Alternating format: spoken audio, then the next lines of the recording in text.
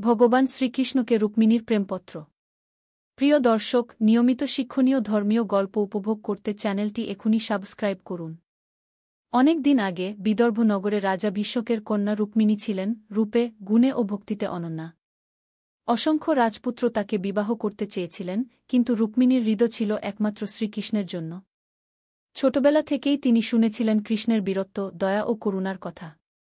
তার মন বলত, শ্রীকৃষ্ণই আমার চিরসঙ্গী। কিন্তু তার ভাই রুক্মী চেয়েছিলেন তাকে দুষ্ট রাজা শিশুপালের সঙ্গে বিয়ে দিতে। রুক্মিণী ভয় পেলেও ভক্তি ও সাহস হারালেন না। তিনি নিজের প্রাণের কথা একটি চিঠিতে লিখে পাঠালেন কৃষ্ণের কাছে। চিঠিতে তিনি লিখলেন, হে প্রিয় কৃষ্ণ, আমি আপনাকে হৃদয় ও আত্মা দিয়ে বরণ করেছি। আমার ভাই আমাকে শিশুপালের সঙ্গে বিয়ে দিতে চায়, কিন্তু আমি আপনাকেই চাই।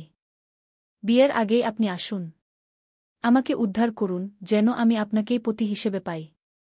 একজন ব্রাহ্মণ সেই চিঠি নিয়ে দ্বারকায় পৌঁছালেন। কৃষ্ণ চিঠি পড়ে হাসলেন, তার চোখে আনন্দের দীপ্তি। তিনি বললেন, দারুক, রথ প্রস্তুত করো।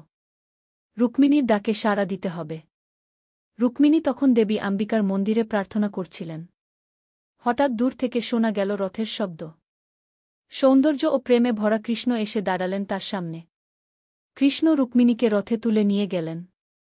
রুক্মী ও শিশুপাল বাধা দিতে এলে কৃষ্ণ তাদের পরাস্ত করলেন। কিন্তু রুক্মীকে শেষ পর্যন্ত ক্ষমা করলেন। এইভাবে রুক্মিণী হলেন শ্রীকৃষ্ণের প্রথম পত্নী, প্রেম ও ভক্তির প্রতীক। নৈতিক শিক্ষা। ভক্তি ও বিশুদ্ধ প্রেম কখনো বৃথা যায় না। সত্যিকারের প্রেমে ঈশ্বর নিজেই সাড়া দেন। গল্পটি ভালো লাগলে লাইক, কমেন্ট ও শেয়ার করতে ভুলবেন না।